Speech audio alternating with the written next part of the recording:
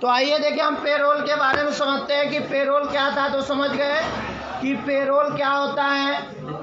तो पेरोल एक ऐसा सिस्टम होता है जिसमें हम एम्प्लॉय का एक लिस्ट बनाते हैं और कंपनी के द्वारा पैसे को पेड की जाती है। उस प्रोसेस को हम क्या कहते हैं? पेरोल कहते हैं। तो अब आइए हम पेरोल को हम बनाते हैं एक एक प्रक्रिया, सही कि नहीं। तो पेरोल में क्या होती है, एक लिस्ट बनाते हैं जिस लिस्ट में पूरी एम्प्लॉय का नाम, एम्प्लॉय का डिपार्टमेंट, वो किस ज़िले का है, वो एम्प्लॉय कौन सा विभाग पे काम कर रहा है, उसकी बेसिक सैलरी क्या है, उसको आने जाने का रूम भाड़ा कितना मिल रहा है, रहने का रूम भाड़ा कितना मिल रहा है, किराया कितना मिल रहा है, खर्चा कितना मिल रहा है उसको। तो ये सारी प्रक्रिया को हम किस में बनाएंगे? एक्सेल में। आइए प्रैक्टिकली देखो। तो देखिए पेरोल हम बनाना सीख रहे हैं। तो आप लोग पेरोल बनाने के लिए ऊपर देखिए, पहले हम यहाँ पे इंसर्ट करते जाइए, जब तक ये बनाएंगे नहीं आएगा। पहले हम रो ले लेते हैं, कंट्रोल प्लस से रो हो गया। अब हम पेरोल आप कंपनी बनाते हैं, कंट्रोल 1 किए और मर्ज करना है तो डायरेक्ट यहाँ से भी कर सकते हो, सही गलत, मर्ज एंड सेंटर। और इसके बाद इसमें लिख लेंगे पहला employee code, employee name, address, जो नहीं कल आए तो उनके लिए, जो आए तो वो तो सब जानते ही हो।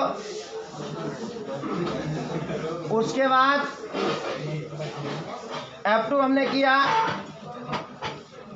बनाना है पे रोल इन एक्सेल आप एनी कंपनी, कोई भी कंपनी का बनाना हो, किसी कंपनी का पेरोल बनाना। तो पेरोल के अंदर है ना, एक फाइल को मैं सेव कर लेता हूँ, सेव एज अपने नाम से बना देता हूँ। फाइल को सेव एज करने के बाद इसमें एम्प्लॉय नेम डाल दीजिएगा। हमने इसको हम पेरोल 1 के नाम से सेव कर देता हूँ। चलिए, तो इसमें हम पहला हेडिंग डाल देते हैं। पहला जो कॉलम बनाएंगे उसका नाम होगा एम्प्लॉय कोड, दूसरे में आप लोग नाम डाल दीजिए, तीसरे में आप लोग एड्रेस डाल दीजिए, ठीक है, या एड्रेस नहीं डालना है, ठीक है। फिर आप सिटी डाल दीजिए, मोबाइल नंबर डाल दीजिए, जो भी डालना है, फिर स्टेट डाल दीजिए, ठीक है, फिर डिपार्टमेंट डाल दीजिए आप लोग, सही है कि नहीं। अब सैलरी हम निकालना बताएंगे अभी फार्मूले के द्वारा, सैलरी को हटा देते हैं हम। अब आइए, अब आपका हो गया किस महीने का मंथ का हमको सैलरी देना है। तो मान लो हमको दिसंबर का ही देना है, तो दिसंबर कितने महीने का होता है? 31 दिन का होता है। तो ये आप एक बनाएंगे, डे ऑफ मंथ, सही है गलत। जब अब उसके बाद आपको कितना परसेंटिंग वो लड़का काम किया है, सही कि नहीं। तो एक आप बनाएंगे, क्या बनाएंगे, ठीक। उसके बाद उसकी क्या होगी? पीबीए होगी, परसेंट बेसिक सैलरी। भले उसकी सैलरी 20,000 रुपया है, लेकिन वो ड्यूटी 10 दिन किया है, तो क्या 20,000 रुपये मिलेगा? तो उसके लिए हम पीबीए निकालेंगे, परसेंट, ठीक है, बेसिक सैलरी जो होती है। आइए, उसके बाद उसको आने जाने का कितना किराया मिलता है उसको निकालेंगे, टीए। फिर उसको कंपनी में क्या होती है, सब कमाई होती है, डीए होती है महंगाई भत्ता, सीए होती है, एमए होती है, एचआरए होता है और ग्रास अमाउंट। तो जो ये टोटल होती है इसको हम अर्निंग कहते हैं। क्या कहते हैं बच्चों? क्या कहते हैं इसको? अर्निंग। बताए थे कि इस कंपनी में जो टोटल होती है, जो इनकम होती है, उस इनकम को जोड़ते हैं जितनी अलाउंस होती है। अलाउंस का मतलब कल बताए थे। और जो लास्ट में जो सैलरी मिलती है उसको नेट पेमेंट बोलते हैं। तो ग्रास इनकम से जो ग्रास डिडक्शन होती है, डिडक्शन मतलब कटौती, और इनकम मतलब कमाई। तो ग्रास इनकम क्या होती है? जो आपकी बेसिक सैलरी है, जो आपका रूम भाड़ा मिला, टीए मिला, डीए मिला, एचआरए मिला, टोटल को जोड़ लेंगे तो आपका क्या होगा, ग्रास होगा। अब जब हर महीने आप कटवाओगे, जैसे आप लोग पीएफ कटवाते हो, पीटेक्स कटवाते हो, ग्रेच्युइटी कटवाते हो अनुदान, तो ये हमारा क्या होगा, डिडक्शन होगा। तो हर महीने जो सैलरी उठाओगे वो क्या उठाओगे, नेट पेमेंट। तो नेट पेमेंट बराबर क्या होगी, total income minus grass interest. ये कल का कोई कंफ्यूजन नहीं है। तो आइए हम इसको डीपली समझते हैं बच्चों। तो इसको हम कैंसिल मारते हैं। अब आइए इसमें, और तो ये हो गया ग्रास अमाउंट। अब हर महीने आप कटवाओगे तो पहला होता है प्रोविजनल फंड, पीएफ कटवाते हैं लोग, फिर कुछ लोग पी टैक्स कटवाते हैं, और कुछ लोग ग्रेच्युइटी, इंश्योरेंस को हटा देते हैं। जब इंश्योरेंस और ये सब लेंगे तो हम इसको देखा जाएगा। तो हम आइए इसको, और लास्ट में हम निगेटिव। तो आइए हम इतना बना लीजिएगा। अब आइए हम समझते हैं। हम चाहते हैं, अब यहाँ पे हम इफ का फॉर्मूला लगाते हैं। जैसे कि अगर हमारे कंपनी में कोई मार्केटिंग है, मैनेजर है, मैनेजर होंगे कि नहीं होंगे, बोलो, कोई मैनेजर होंगे, कोई अकाउंटेंट होंगे, कोई प्यून होंगे, अलग अलग टीचर होंगे। तो हम चाहते हैं, जैसे एक सवाल बना देते हैं कि यदि मैनेजर हो तो उनकी सैलरी 20,000, लिखते जाओ सवाल, और कापी पेन निकाल के एकदम बढ़िया से लिखे जैसे मैं बोल रहा हूँ। तो मैं पहले इफ का यूज कर देता हूँ। इफ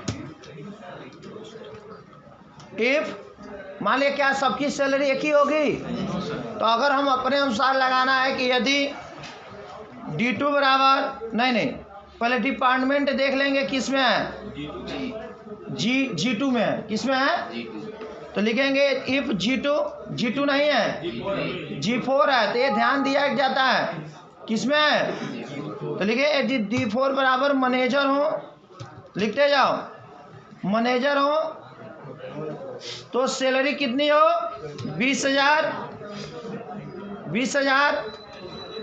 अगर अकाउंटेंट हो, लिखते जाओ अकाउंटेंट हो, इफ G2 बराबर अकाउंटेंट हो तो इनकी सैलरी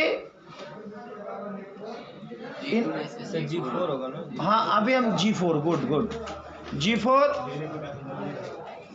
तो उनकी सैलरी 10,000, चलो 15,000 कर दे रहा हूं।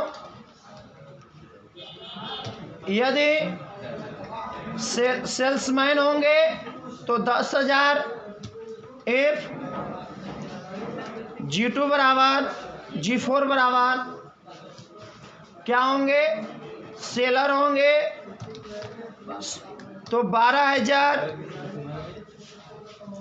यदि जितना लगाना है G4 बराबर, लिखते जाओ क्या हो, सुपरवाइजर हो, चपरासी वाला देता हूँ, G4 बराबर सुपरवाइजर हो। सुपर स्पेलिंग पे ध्यान मत दीजिएगा, आप लोग स्पेलिंग जो लिखे रहे होंगे अपना मैंने शॉर्टकट में बना दिया हूँ। सेल्स मैन हो तो 10,000, अदरवाइज बाकी को 5,000, ठीक है। प्यून हो, बाकी जो भी हो, फिर मिला लीजिए।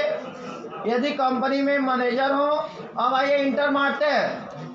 देखिए ये मार्केटिंग ऑटोमेटिक कितना बच गया, बाकी शिफ्ट दबाइए, सबको ड्रॉ कर दीजिए, सबका ऑटोमेटिक निकल जाएगा, कंट्रोल D। आइए देखिए सेलर है तो ऑटोमेटिक कितना काम किया, इसको कंट्रोल C करते हैं, विंडो R आप लोग दिमाग में उतार लीजिएगा, नोटपैड है ना, ये मैंने यही दिया, समझ लीजिए। नहीं हुआ तो हम कर देते हैं।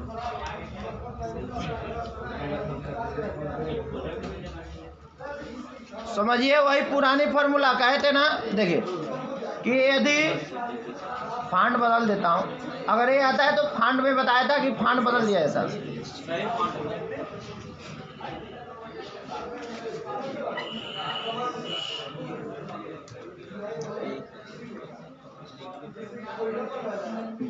देखिए कि यदि G4 बराबर मैनेजर हो तो उसकी सैलरी कितनी हो, यदि अकाउंटेंट है तो, सेलर है तो सेल्समैन है तो बाकी लोगों की सैलरी ये ऑटोमेटिक लग जाता है।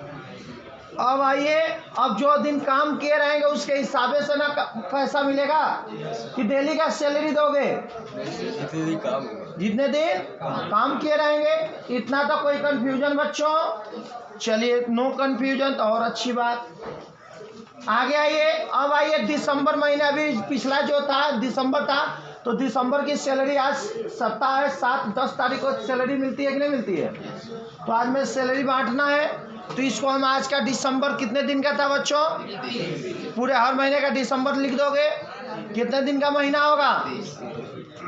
31 का होगा। कितना ये लड़का प्रेजेंटिंग है? हो सकता है 23 दिन काम किया है, ए 18 दिन काम किया है, ए 27 दिन काम किया। तो क्या 5000 है, 5000 में ये 18 दिन काम ही किए, तो क्या इनकी सैलरी है 12000, तो क्या 18 दिन काम किए तो 12000 दे देंगे? केवल कितने दिन का देंगे? 18 दिन का देंगे। तो अब बताइए, 12000 की सैलरी है, तो एक दिन की सैलरी निकालना हो तो कितने से भाग दोगे बच्चों?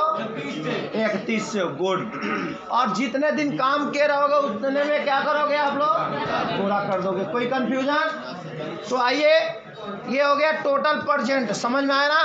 अरे भाई, एक क्या होता है, कंपनी में घूम घूम के एक परसेंटिंग लगाते हैं और शाम को सेलर के पास जाके बता देंगे कि हेलो सर, देखिए लड़का परसेंट है, तो हम कंप्यूटर में परसेंटिंग और सेंटिंग भी बनाना बताएंगे। कौन जिन काम किए हो, ये ऑटोमेटिक यहाँ पे आ जाएगा। शीट 2 पे परसेंट वो लगाए रहेंगे, ऑटोमेटिक आ जाएगा, आपको जोड़ने की जरूरत है कि नहीं? चलिए, तो हमको अब क्या निकालना है बच्चों? पीबीए। पीबीए का मतलब परसेंट बेसिक, मतलब परसेंट के अनुसार इसको पीबीए बोलते हैं। आइए, यह डायरेक्ट लिख लो, परसेंट बेसिक सैलरी। जितना दिन काम करेंगे उतने दिन की सैलरी मिलेगी, ये रूल होता है। तो ये कैसे निकलेगा पीबीए बच्चों? हमको समझाइए। इक्वल टू 5000 मतलब H4 मतलब सैलरी, अब डिवाइडेड बाई 31, सही है ना? अब गुणे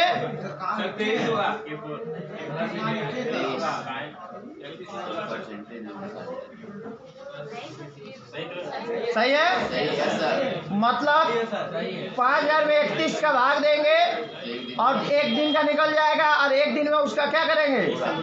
क्या एक कितना निकला? 3700 रुपया। आइए हम प्रैक्टिकली देख ले सही है कि नहीं। चलिए, सपोर्ट डेट 30 यहाँ कर देते हैं, तुम लोग को समझा देता हूँ। जैसे हमने मान लो सपोर्ट डेट यहाँ पे 30 कर दिया, कितना कर दिया बाबू? और सैलरी कर दिया इनका 3000। समझाना है आपको, 3000 है अभी में से। तो एक दिन की सैलरी कितनी होगी बाबू? अरे 30 का भाग दोगे 100 रुपया, तो 23 दिन काम किया तो कितना? क्या गलत निकला कि सही? तो आप लोग कंफ्यूज मत रहना, जैसे करो चूजा करो, कंट्रोल जेड। तो आप लोग आइए, तो 23 दिन की सैलरी समझ में आया ना बच्चों? कोई कंफ्यूजन है? तो लिख लिए इसका फॉर्मूला। टोटल पीबीए जो होता है वो कितना होता है? Total salary divided by date of month. सही है कि नहीं बाबू? Date of month. अगर हो सकता है 30 दिन पे मिले तो 30 दिन पे सबका निकाल दो, कंट्रोल डी, 30 दिन पे ही निकाल दो। सही कि नहीं? 30 दिन पे ही निकाल दो। अब एक का निकल गया तो सेलेक्ट करना है, क्या दबा देना है? Control D. कोई कंफ्यूजन बच्चों? अब आइए, टीए। टीए निकालना है, टीए मिटा देता हूं। टीए क्या होता है? टीए क्या होता है बच्चों? आने जाने का किराया। तो क्या ये बताइए, जो मैनेजर 4 व्हीलर से आएंगे, अकाउंटेंट 2 पहिए से आएंगे और प्यून किससे आएंगे? पैदल आएंगे, साइकिल से आएंगे, तो क्या सबकी एक ही किराया मिलेगा? तो सबका हो। तो हम चाहते हैं कि जो मैनेजर हो, जो अकाउंटेंट हो, उनको क्या हो? 1000 मिले, अब बाकी लोगों को कितना मिले? 500 मिले। सही गलत? तो हम आर फार्मूला लगा देंगे, क्योंकि पुराना जब पूरा पढ़े रहोगे तभी ना समझ में आएगा। तो हम कंपनी का मालिक ने कहा कि जो मैनेजर हो, जो अकाउंटेंट हो, सेलर हो, उसको 2000 दीजिए, 4 व्हीलर से आएगा। सही कि नहीं? तो आप क्या आप पिछला आर वाला फार्मूला पढ़े हो कि नहीं पढ़े हो? कि जब कई कंडीशन मैच करे तो वहां पे किसका यूज करते हैं? आर का। क्या बीफ वाला लगाते रहेंगे? बोलिए। कंपनी में क्या होती है ना कि जो बड़े अधिकारी होते हैं वो 4 व्हीलर से आते हैं, तो उनका आने जाने किराया कम होगा कि ज्यादा? ज्यादा होगा कम? तो ज्यादा लिखेंगे कि नहीं? और जो प्यून होंगे हो सकता है साइकिल से आ जाए, तो अब जमाना वो प्यून का चला गया, वो भी 4 व्हीलर से चले जाएगा, तो उनको थोड़े मिलेगा, मतलब पढ़ाई नहीं किए हैं तभी तो प्यून बने। तो तुम लोग इंजीनियर बनोगे और मैनेजर बनोगे, तो तुम लोग को 4 व्हीलर से आओगे तो रंजना को 5,000 मिलेगा, 4। तो आइए हम देते हैं बच्चों। ये मैं बता रहा हूँ, ये नहीं लगेगा। कंपनी का जो बॉस होंगे, जो मालिक होंगे, वो कहेंगे उसके अनुसार लगाना रहेगा, लेकिन सब रूल जानते रहोगे तभी ना लगा पाओगे। तो हम मान लो बॉस बन जाते हैं और मैं आपको कहता हूँ लिखो कि यदि मैनेजर होंगे, अकाउंटेंट होंगे, तो उनको आने जाने का 3,000 किराया मिलेगा। कोई दिक्कत? कितने हजार? और बाकी को किराया कितना मिलेगा? 500 रुपया। तो कौन फॉर्मूला लगाएंगे? खड़े हो जाओ। यदि मैनेजर हो, अकाउंटेंट हो, तो किराया कितना मिले? पीए का मतलब जानते हो ना? ट्रेवल अलाउंस, यात्रा भत्ता। हिंदी में लिख लो, यात्रा भत्ता, आने जाने का। तो चलिए हम चाहते हैं मैनेजर हो, तो क्या लगाएंगे? If R. ये जिसको उन्हीं बच्चों को समझ में आएगा जो पिछला क्लास किए हैं, और जो क्लास नहीं किए हैं तो यूट्यूब पे मेरा वीडियो है, आप लोग देखेंगे, उन्हीं को समझ में आएगा। नहीं कहोगे इफ आर क्या बता रहे, समझ में आएगा? तो जिनको अगर एक कंफ्यूजन होगा तो पिछला वीडियो जो है इफ एंड इफ आर, और नेट पे आप लोग देख लेंगे हमारे, तो अब ये समझ में आएगा। नहीं तो ये कहोगे ये सब क्या बता रहे हैं। और जो क्लास किए उनको 100% समझ में आ रहा होगा, जैसे वो लड़का बता रहा है। तो आइए इफ आर क्या लगाएंगे बच्चा? फिर कोस्ट क्या कि सेलर हो, तो ये किस में है? G4 बराबर क्या हो? मैनेजर हो, या तो आर कामा लगाएंगे। G4 बराबर क्या हो? अकाउंटेंट हो, तो कितना मिले किराया बाबू? 3,000। 4 व्हीलर से आना है तो कोष्टक बंद करेंगे, पहले ट्रू वैल्यू, कामा 3,000, कामा 3,000 किराया मिले। नहीं तो को 1,000 किराया मिले बाबू? 500। सब लोग साइकिल से चले आना, ऑटो से चले आना। 500। देखिए बाबू, ये मार्केटिंग है, ऑटोमेटिक कितना उठा लिया? अब आइए देखिए कंट्रोल डी। अब आया ये कहा कि सर इनकी प्रमोशन कर देते हैं बच्चों को। ये सेलर है, कहे कि सर मैं सेलर नहीं हूँ, मैं अकाउंटेंट हूँ, तो इनकी ऑटोमेटिक देखिए किराया कितना हो गया होगा कि 3,000। कहाँ भाग गया भाई? 3,000 हुआ? कहाँ? 3,000 हो गया कि नहीं हो गया? किसी स्टूडेंट को दिक्कत?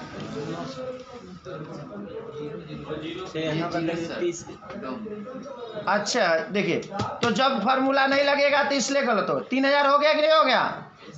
कोई कंफ्यूजन बच्चों? आइए अब आइए महंगाई भत्ता। तो महंगाई सबके लिए होता है, प्यून के लिए भी। क्या अगर महंगाई बढ़ रही है तो क्या केवल मैनेजर के लिए बढ़ेगा?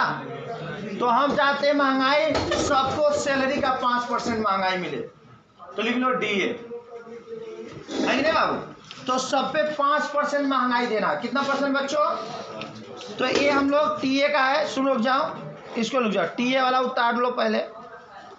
ये रूम भाड़ा मिला, ये है TA के लिए, ये TA के लिए है बच्चों। तो TA के लिए क्या है? मैंने क्या कहा हूँ कि जो बड़े अधिकारी हों उनको 3,000 रूम भाड़ा मिले, और जो छोटे अधिकारी हैं उनको 500 रुपया मिले। अगले साल से 2022 आ जाएगी तो सैलरी और बढ़ा दिया जाएगा, है कि नहीं? तो अभी महंगाई। अब आइए DA। तो DA महंगाई बता सबके लिए एक ही रहेगा कि अलग अलग रहेगा? तो हम चाहते हैं 5%, सैलरी का 5%।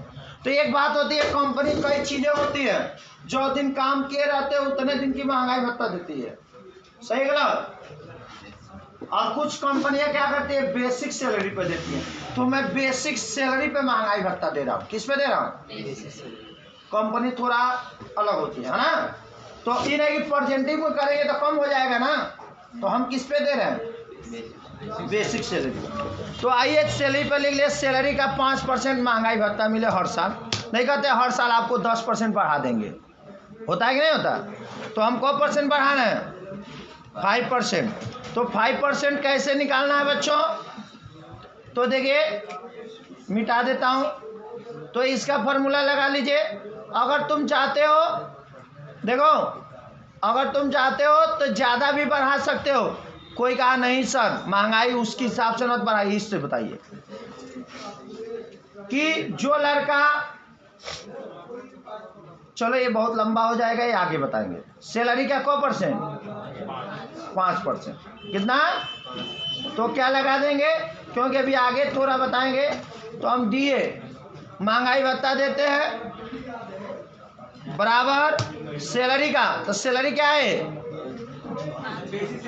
यही ना है बेसिक सैलरी का मतलब इंटू को परसेंट?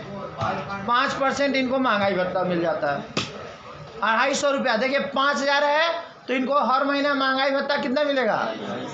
अब जिनकी सैलरी ज़्यादा होगी उनको ज़्यादा मिलेगा कि नहीं मिलेगा? जैसे मैनेजर हैं, ये कितना है 20,000 है इनकी सैलरी, तो इनको कितना मिलेगा? 1000, क्योंकि उनको थोड़ा बढ़िया बढ़िया खाएंगे। ले तुम लोग मैनेजर की पद के लिए मेहनत करो। आ गया। अब आइए सीए खर्चा। तो ये बताइए सबकी खर्चा एक ही होती है? नहीं। बोलो। तो आइए तुम चाहते हो कि सर खर्चा सबकी बराबर हो, तो आइए मैं इसको महंगाई में बता देता हूँ, खर्चा सबके लिए अलग अलग दे देता हूँ। तो सीए में आइए, डीए समझे नहीं हो 5%, और खर्चा सबका अलग अलग होता है बच्चों। तो खर्चा आइए सीए परसेंट, एक फार्मूला लगा देता हूँ, लिख लो।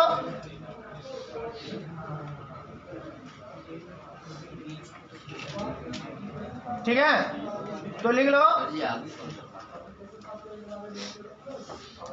सबका, लिख लो 3% लिख लो, महंगाई भत्ता लिख लो, 3% खर्चा मिलेगा। 3% मिल लो, को परसेंट? 3%। तो बराबर जी कितने? नहीं, S4 का को परसेंट कर दे बाबू? 3% कर लो। ठीक है, 150 रुपया इनको मिलेगा, ढेर नहीं। आगे बता। अब आइए एमए हटा दो, रूम भाड़ा की बात करते हैं। रूम भाड़ा तो भाई चलिए एमए होता है, एमए वही ना बढ़ा दो। अब आइए HRA हाउस रेंट रहने का। तो अब बताइए जो मैनेजर होंगे उनको रूम भाड़ा ज़्यादा चाहिए ना, बढ़िया। तो लिख लिए जो मैनेजर हो उनको 5000 मिले, जो अकाउंटेंट है उनको 3000 मिले, जो सेलर है उनको 2000 मिले, और बाकी जितने हों सबको 1000 रूम भाड़ा मिले। 1000 में रूम भाड़ा मिल जा रहा है कि नहीं मिल जा रहा है? बोलिए। तो हमको वही फार वाला लगा देते हैं कि नहीं बाबू? कौन लगा देंगे? ये वाला लगा दे। तो लिख लो, यही वाला लगा देता हूँ, लिख लो वही वाला फॉर्मूला। इफ मैनेजर हो तो उनको रूम भाड़ा कितना मिले? 4000 कर लेते हैं। यदि अकाउंटेंट है तो 3000, कितना? 3000, सही है। यदि सेलर है तो 2000, और बाकी कोई भी है तो 1000। चलिए आइए रन करा के दिखाते हैं। 1000 ये आप लोग किसके बारे में उतार लेंगे बच्चों? किसके बारे में? HRA में। आइए चेक करते हैं। F2 फिर मिला लीजिए कि यदि मैनेजर हो तो 4000, अकाउंटेंट हो तो 3000, सेलर हो तो, और बाकी कोई भी कंपनी में काम करे तो उनको रहने का किराया कितना? 1000। इंटर मारिए, देखिए कौन है 1000 वाले? मार्केटिंग है, तो सही है कि नहीं है? अब आइए कंट्रोल D करिए। दूसरा देखिए अकाउंटेंट है, ऑटोमेटिक कितना हो गया? 3000। मैनेजर है तो 4000। देखिए 4000 वाले मैनेजर है ना, देखिए मैनेजर है। काम कर रहा है कि नहीं कर रहा? यानी स्टूडेंट को नुकसान नहीं ना है। अब आइए ये देखिए, ये जो टोटल हो गई इसको हम कहते हैं अर्निंग। लिख लो अर्निंग। ये हर महीने में जोड़ के मिलेगी, इसको अर्निंग कहते हैं। जो पेरोल में ये जो होता है अर्निंग होती है, अर्निंग कमाई हो गई। तो कमाई को इसको हम ऊपर भी लिख सकते हो अर्निंग। क्या लिख लेना? अर्निंग का मतलब कमाई है। तुम लोग अच्छे से लिख लेना अर्निंग। नहीं कोई कहते सर बताइए कितना मेरा हिसाब निकल रहा है, कहेंगे देखो बाबू इस साल तुम इतना कमाए हो, सही है ना? तो जो टोटल कमाई होती है ना इसको ग्रास अमाउंट बोलते हैं या ग्रास सैलरी बोलते हैं। लिख लिया ग्रास सैलरी। जी बिल्कुल वो होता है। मैंने कहा ना जल्दी जल्दी में कर रहा हूँ तो इसलिए स्पेलिंग पे ध्यान, मतलब मैं बोल रहा हूँ उसको स्पेलिंग सही है। ग्रास सैलरी है ग्रास अमाउंट। ये क्या होती है? अगर कुछ कंपनियां पीएफ ने कहा तो इतना ही सैलरी दे देगी, तो ग्रास सैलरी और भी होती है। हेलो बच्चों, कुछ कंपनियां इसके अलावा भी देती हैं, आने जाने का देती हैं, है कि नहीं? रहने का देती है, होटल का देती है, खर्चा बहुत देती है, लेकिन ये नॉर्मल है, इतना जरूर मिलता है। तो ये किससे क्या कहोगे? Grass amount. तो लिखो ग्रास अमाउंट बराबर क्या होता है बच्चों? Basic salary plus TA plus DA plus CA plus HRA. ये उतार लीजिए आप लोग, या डायरेक्ट सम फार्मूला लगा सकते थे, कोई दिक्कत नहीं है। तो दो तरीका है, डायरेक्ट कौन फार्मूला लगा दिए होते, सम फार्मूला लगा दिए होते, लेकिन मैंने ऐसे बता दिया। तो लिख लो कि टोटल कमाई जो हुई बच्चों कंपनी की वो कितना हुआ, इतना। ठीक है, मार दे इंटर। टोटल इन्होंने देखिए इनकी सैलरी थी कितनी, नहीं थे काम में कहाँ कितना 23 दिन किए हैं। अगर ये लड़का 31 दिन में 30 दिन में 30 दिन काम किया होता तो देखिए कितने का काम किया होता, 6,900। क्यों? क्योंकि 5,000 इनकी सैलरी है, बोलो, और 500 एक कमाया, 250 तो सब जोड़ के ना मिलता। अब वो 30 दिन में 10 दिन काम किए तो क्या कंपनी उनको पूरा पैसा देगी? तो कहेगा 3500 का काम किए हो। नहीं कहते अरे यार महीने तो 3500 का। तो जब ड्यूटी नहीं करने जाओगे तो पैसा मिलेगा? तो ये समझ में आया? एक का निकल गया, कंट्रोल डी कर दीजिए। यानी स्टूडेंट को दिक्कत, देखिए मैनेजर 23,000 का काम किए, तो यही मैनेजर साहब डेली ड्यूटी किए होते 30 दिन में 30 दिन, तो इनकी सैलरी 28,600 बनती। सही है कि नहीं? लेकिन ये 30 दिन काम नहीं किए हैं, तो क्या इनको सैलरी मिलेगी? समझ में आया कि नहीं? अगर एक कंपनी अगर परसेंटिंग पर नहीं देती तो कंपनी कई 1-2 लाख घाटे में गई होती कि नहीं? इसलिए कहती है जो दिन काम करेंगे 23 दिन का पैसा मिलेगा। उससे क्या फायदा होती है? कंपनी घाटे में नहीं जाती है। तो अब इतना कोई आ गया। अब क्या होती है, चाहे आप कम काम करो चाहे ज्यादा, हर महीने पीएफ कटेगा। पीएफ क्या होता है बच्चों? प्रोविजनल फंड होता है। ये क्या होती है? इसकी पीएफ क्या होती है कि अगर आप कंपनी छोड़ते हो तो कंपनी आपको पैसे दे देगी, या अगर बीच में कोई इमरजेंसी पड़ गया तो भी ले सकते हो, और नहीं तो आपका जब बुढ़ापा आ जाएगा तो जब रिटायर होंगे तो 10 लाख 20 लाख रुपया जो मिलती है वो कंपनी अपने घर से नहीं देती है। यही पीएफ काट के रखी रहती है। तो आपको क्या करती है? तो पीएफ लिख लीजिए 12% कटता है। तुम चाहो तो कम बेच, तो लिख लो पीएफ 12%। हाँ, सैलरी का 12%। लिखो पीएफ सैलरी का 12%। कंपनी का अलग अलग रूल होता है बच्चों, हम 12% कटवाते हैं। तो सैलरी का कितना? सैलरी का, हेलो, सैलरी का 12%, न कि परसेंट का। किसका? सैलरी का। तो सैलरी कितने में, किसमें है? H4 का गुणे 12% इंटर मार दो। देखो डायरेक्ट मार दोगे ऑटोमेटिक कितना कट गया बाबू? 600 रुपया कट गया इनका। तो 600 रुपया देखिए, इनका 1800, किसी का 1200, किसी का 600 देख रहे हो। तो जो जिस तरह कमाई है उस तरह क्या कर रहे हैं लोग। जैसे मैनेजर है, इनका 2400 रुपया कट रहा है कि नहीं, किसी का 600, किसी का 1800, 1200। तो पीएफ कितना होता है बच्चों सैलरी का। तो लिख लो, अलग अलग रूल होता है कंपनी का, हम ना कह दे ये अलग कंपनी का रूल है। सही है। आगे सैलरी का कितना 12%। अरे 12/100 भी कर सकते हो। आइए, पी टैक्स क्या होता है बच्चों, प्रोफेशनल टैक्स होती है। प्रोफेशनल टैक्स क्या होती है सुनिए, कंपनी में आप काम करते रहते हो, आप इंजीनियर हो, मैनेजर हो, अकाउंटेंट हो, कल कोई नया चीज आ गया, नई अपडेट आ गई, तो क्या आप पढ़ाई करने जाओगे, नहीं। तो बड़े बड़े जो इंजीनियर होते हैं उनको ट्रेनिंग करने के लिए विदेशों से बड़े बड़े कंपनी के इंजीनियर बुलाए जाते हैं। तो उनको 1 दिन 2 दिन 10 दिन के लिए वो आदमी जब आता है वो होटल में रहता है, खर्चा होता है उसका, उसको पैसे दी जाती है 50,000 1 लाख रुपए। तो कंपनी मान लीजिए 2 लाख रुपया दिया, 10 का टीम आया, 10 लोग आए आपको ट्रेनिंग देने के लिए, 10 को 10 लाख रुपया दिया, तो क्या वो कंपनी अपने घर से देगी 10 लाख, नहीं। कंपनी में 1000 एम्प्लॉय काम कर रहे हैं, सबके सैलरी से हर महीने 2% काटती रहती है, 2%, 1%, 3%। और जब वो आएगा कंपनी में, कोई अधिकारी या कोई इंजीनियर आएगा आपको ट्रेनिंग देने के लिए, वही पैसा जो बचा हुआ रहेगा वही पैसा उठा के किसको दे दिया जाता है, इंजीनियर को दे दिया जाता है। तो समझ में आएगा पी टैक्स क्या होता है, क्योंकि प्रोफेशनल टैक्स में हमेशा ट्रेनिंग आती है, कुछ ट्रेनिंग के लिए आती है, कोई नई चीज आती है तो कंपनी गवर्नमेंट होती है ट्रेनिंग करवाती है, तो अपने घर से पैसे नहीं देती है, वो आपके सैलरी से काट के ही आपको गवर्नमेंट क्या करती है, आपको ट्रेनिंग करवाती है। कोई कंफ्यूजन, तो उसको हम क्या कहते हैं पी टैक्स। तो ये ज़्यादा नहीं कटता है बच्चों, 2% 3% कटता है।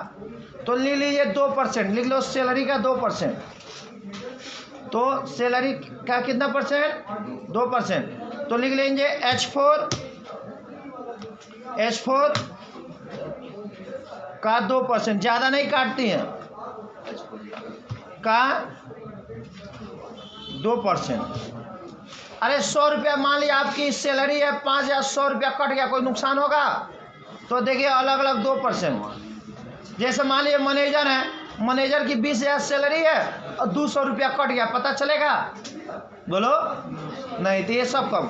अब आइए ग्रेचुइटी क्या होती है, अब लिखिए अनुदान क्या होती है, कि कंपनी में आप काम करते रहते हो, कल के डेट में कंपनी, देश में कोई आपदा आ गया, जैसे अभी कोरोना आया था, तो देखे थे कि सब कंपनियां दान कर रही थी, बोलो।